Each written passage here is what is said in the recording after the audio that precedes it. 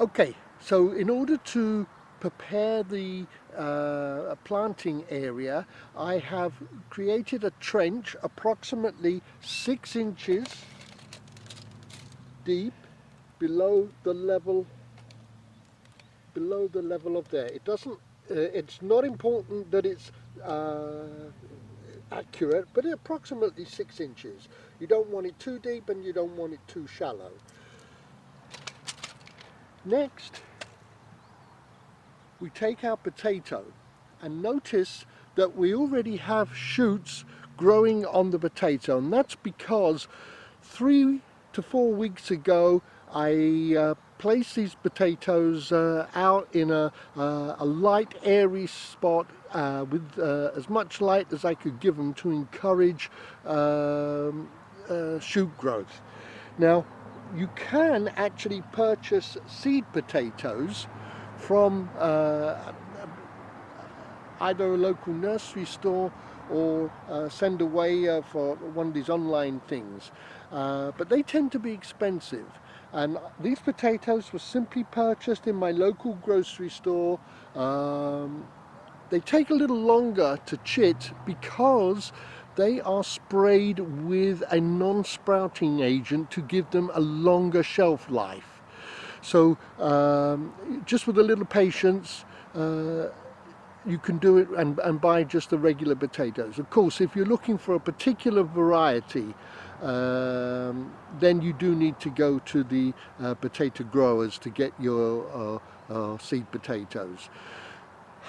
In January, you'll find seed potatoes in the stores, in the nursery stores, because the standard idea is that potatoes, cool season crop potatoes, grow from January and you harvest them round about May time. Well, under my system, we actually grow 2 crops a year. We start one in September. When we get a cold frost in late December, early January, those leaves will die off. I then harvest that crop, and you'll get about 1 pound to 1.5 pounds of potatoes per piece of potato that you put in the ground, and then you can go straight back in with a second crop for the normal time. So you're looking at twice the amount of potatoes that you could normally grow in a season for the same area, if you're willing to put the work in and chit the potatoes beforehand. So let's get to planting. The first thing you'll notice is that there is more than one shoot. Well, let me backtrack. There's a top and a bottom.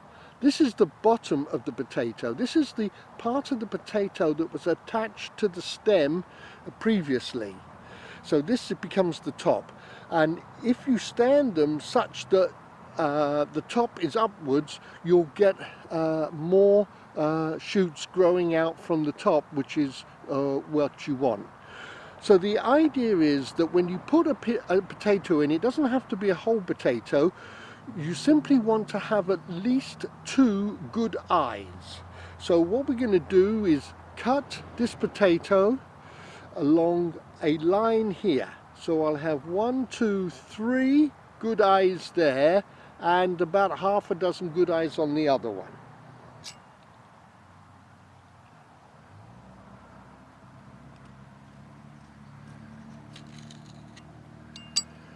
There we go. So we have 1, 2, 3 eyes already producing a shoot. And here we have 1, 2, 3, 4, 5, 6 eyes producing a shoot.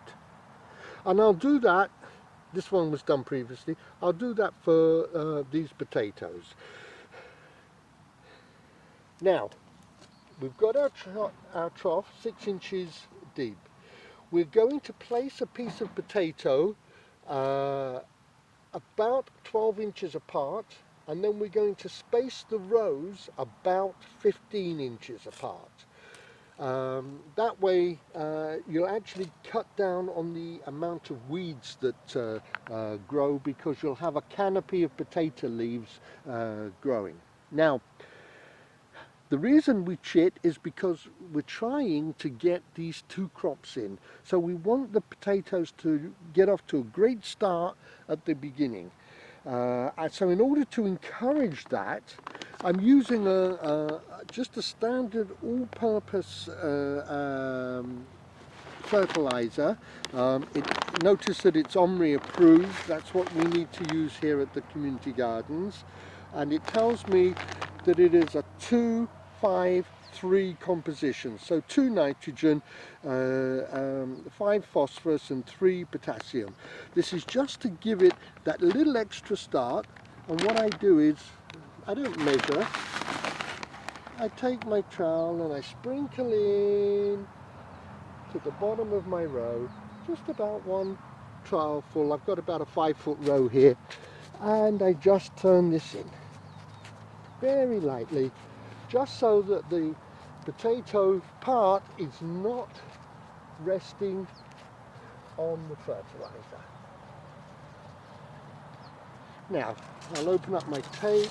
Again, when I say about 12 inches apart, it's approximate.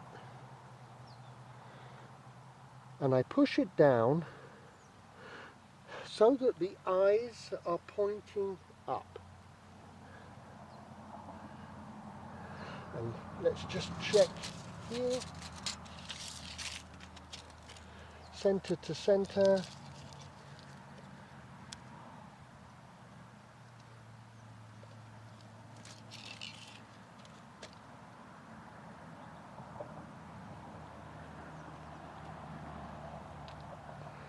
I want to get about 5 potatoes in my 5-foot row.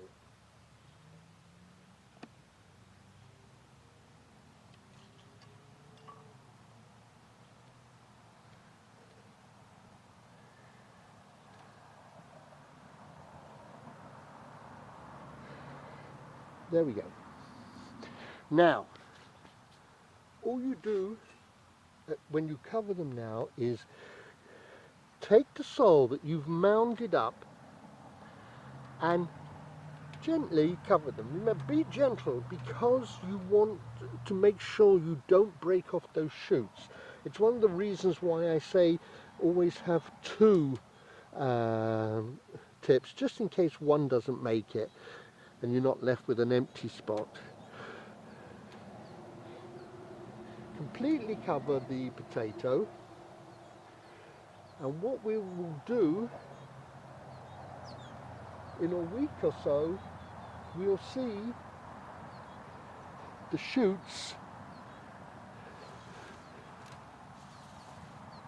We'll see the shoots coming through, and we will earth up the shoots as they grow, but more about that later.